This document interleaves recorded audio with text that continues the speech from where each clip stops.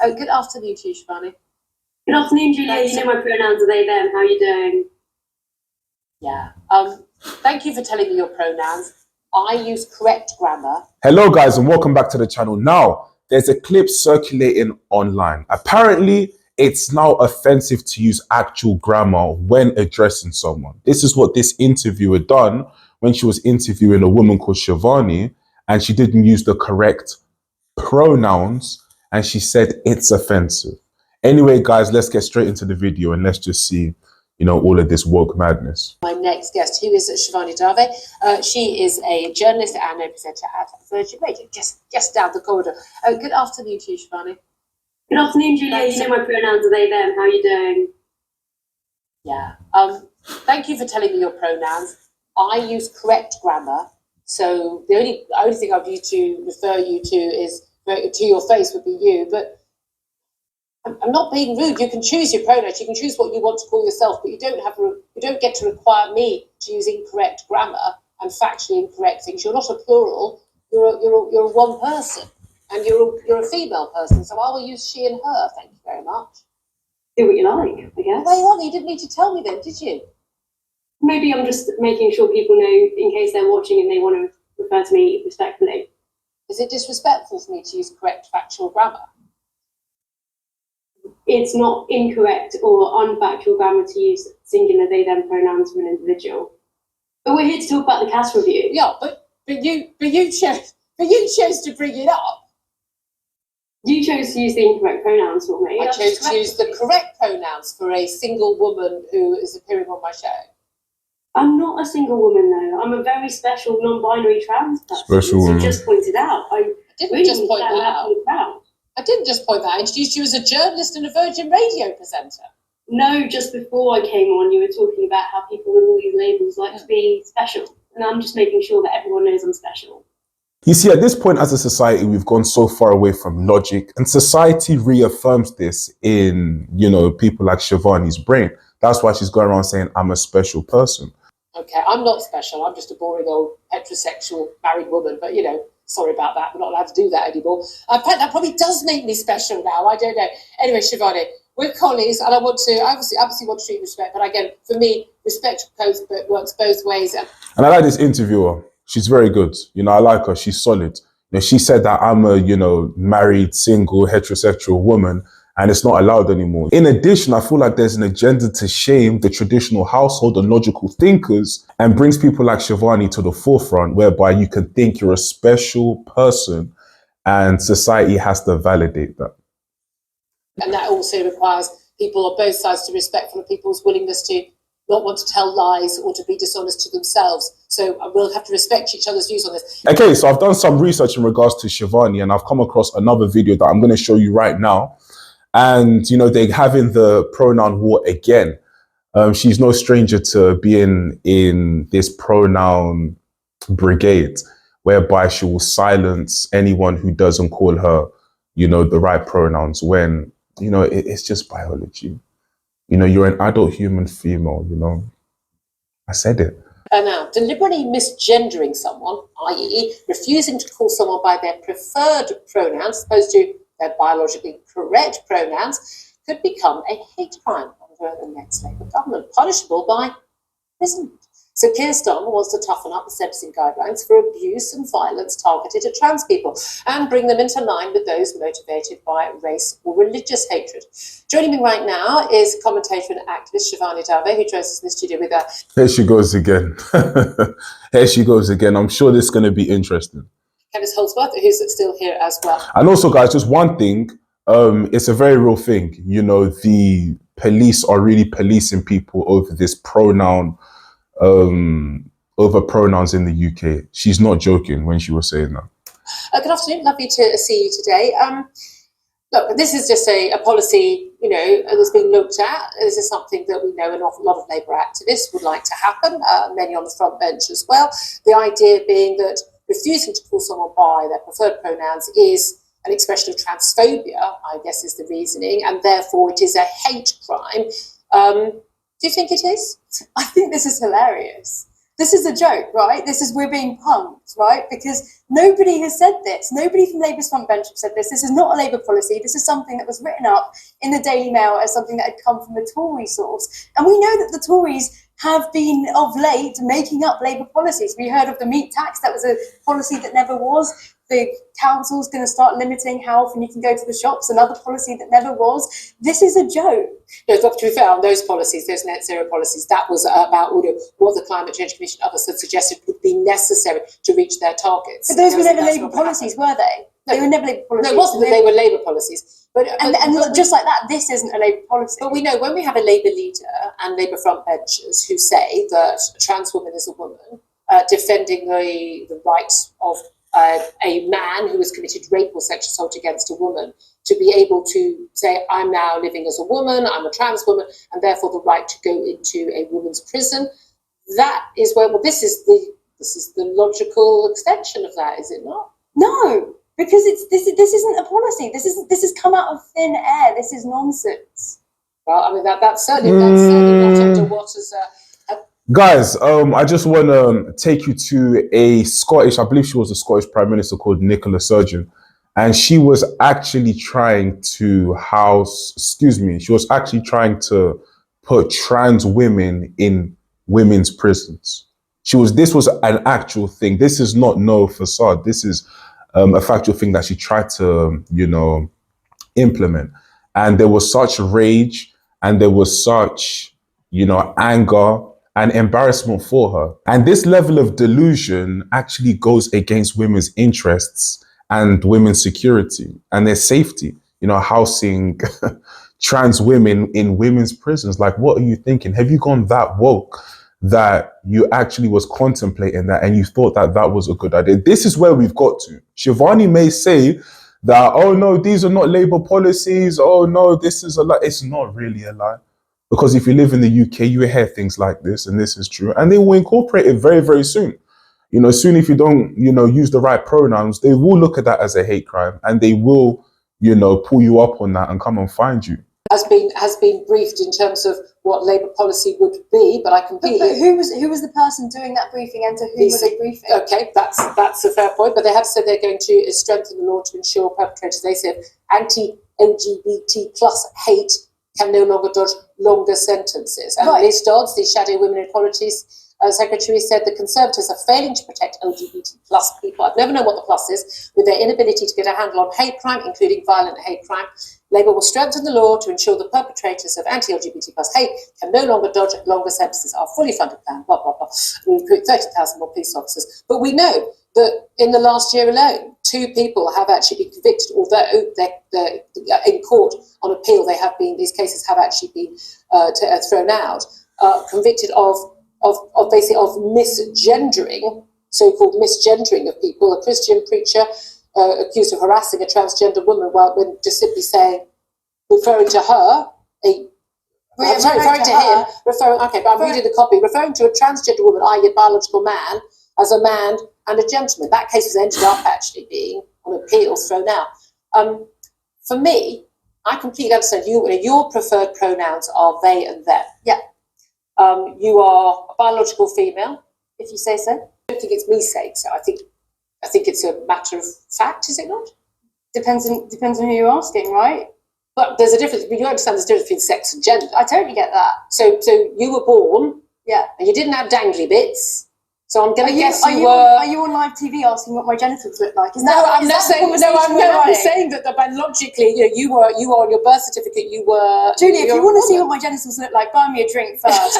Come on. At the very least. Come on. But I'm just saying that this is how we have for time immemorial been able to tell what is a boy or a girl baby when they're born. Okay, we look down, had a baby, what is it? They didn't go, we'll do a load of tests and ask the baby in 16 years' time. They went, look down and said it's a girl. Okay, so that's how we've done it. Right, okay. Not to make light of it.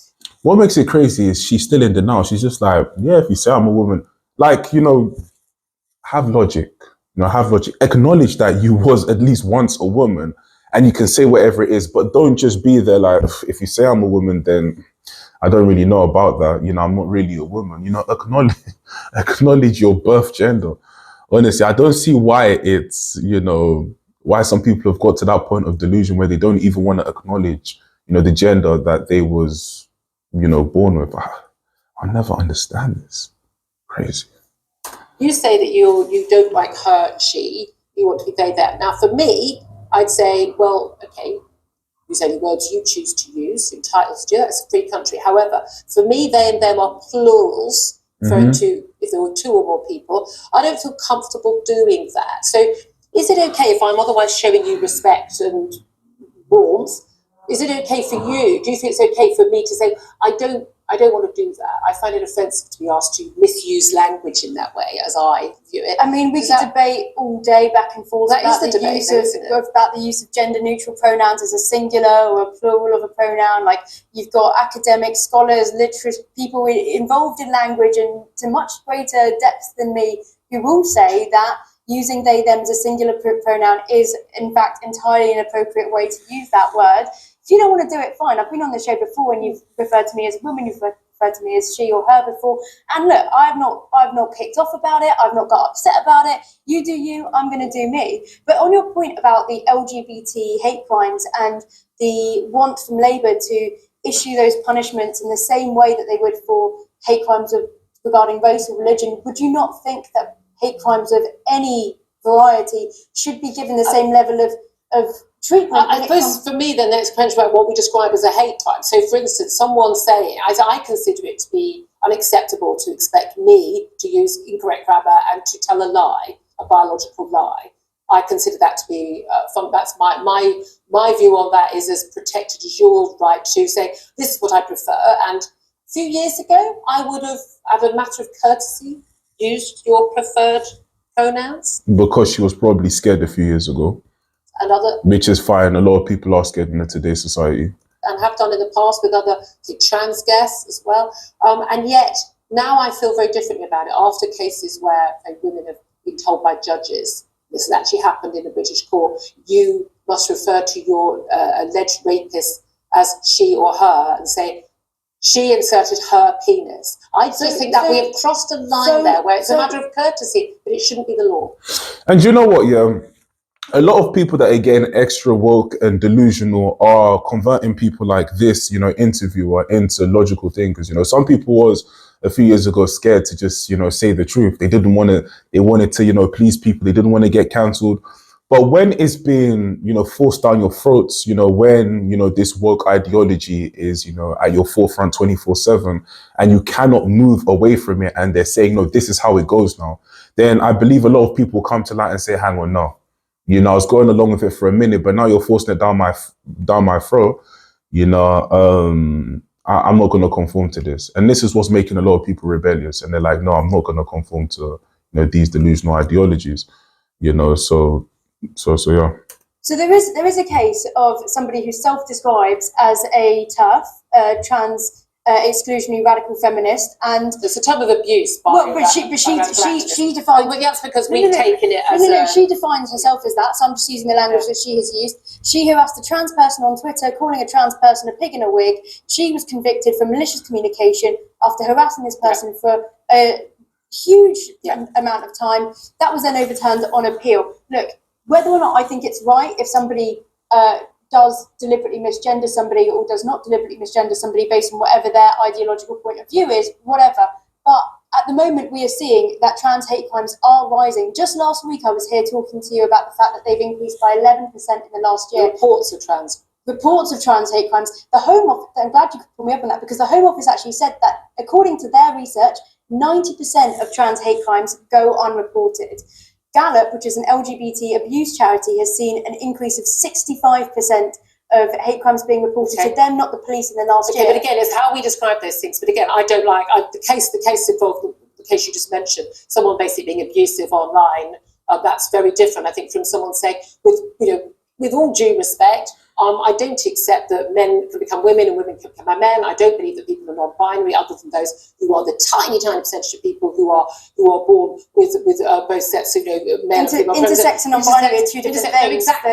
I know, that's my point. And therefore, and that's a very different thing. And therefore, I don't want to, for a better phrase, play along with that. But that's not hate, is it? I mean, look. If a hate crime is someone going out being violent, okay, cool, I understand that. but they're trying to criminalize people based off of, you know, saying the wrong pronouns. And if this is a hate crime, this is where a lot of people are going to be like, whoa, hang on. For me, using my logic, I can potentially be in court. I can be in court and face a judge. And this is where people are rebelling and saying, this just isn't right. You know, if I don't want to conform to this, I don't have to. If I see a man, I call him a man, cool. If I see a woman, I call her a woman. That's it. A lot of these, and this is just something that will just destroy, female safety. You know, if men get very comfortable being in, women's spaces, in their bathroom, toilet, dressing room, this is something that will go against women and destroy them and will just make them unsafe in the foreseeable future. So, I feel like there needs to be a pushback against this, and women need to speak out. If you don't, then men are just going to keep on collecting your gold medals. They're going to keep on violating your spaces. They're going to keep on wrestling you in competitions. They're going to keep on boxing you. We've seen it all. We've seen it all. Trans women can compete with women, and we're seeing them winning. So this is only going to rise if women don't come out and say, no, we've had enough. You can do what you want to do, and No, but it's not hate. You said that. Is that hate or not?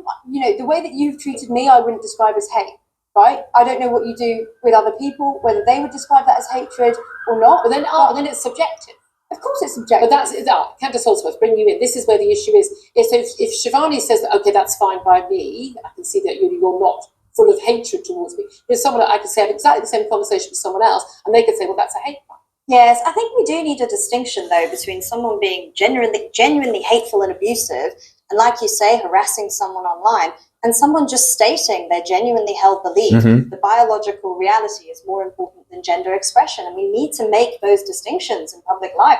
And I think the law is very poor at doing that because it is such a subjective thing, and it is based on personal interaction. But that's what comes into that's why police get involved. That's why there's a whole legal system that we have in place to deal with these things. What I can say is, you can generally tell, right, when someone is being mean to you, or you can also generally tell when someone's a man or a woman.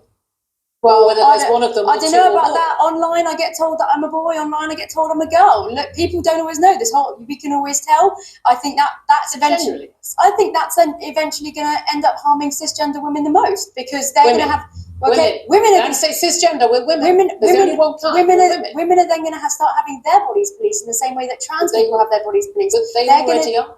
They are, and it's only going to get worse for them. If you're a particularly tall biological woman, if you've got a biological woman with big hands, those kinds of things are then going to start being something that people start to. But doesn't this all come about by the problems all started with men who want to live their lives as if they were women, encroaching on biological women's safe spaces? No. Whether it's a refuge, just what I said. This is about trans people being able to live freely, but who's stopping trans people living? Well, all of this rhetoric then. But your ability to live free doesn't require. Why does that require me to use your words instead of my words? Why my right to live freely? Time is against us. I said we will get you in again very soon. Women, start talking out, man. If you don't, then it's only going to get worse. Be strong, be bold. Unfortunately, you need to be bold. Just say the truth.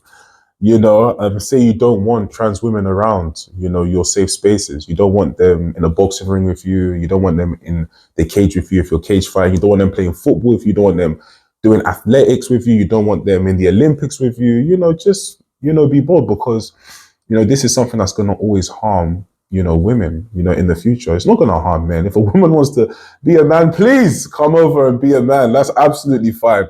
I'm sure a lot of men would smile if they had a trans man, they had to box with a trans man or something, like they'll compete. They'll be a bit pleased, but if it's reversed and there's a lot of men that think they're women and are being accepted socially as women, this can be a huge red zone for women, and the future doesn't look safe. But anyway, guys, like, comment, subscribe. I'll catch you at the next video. Peace.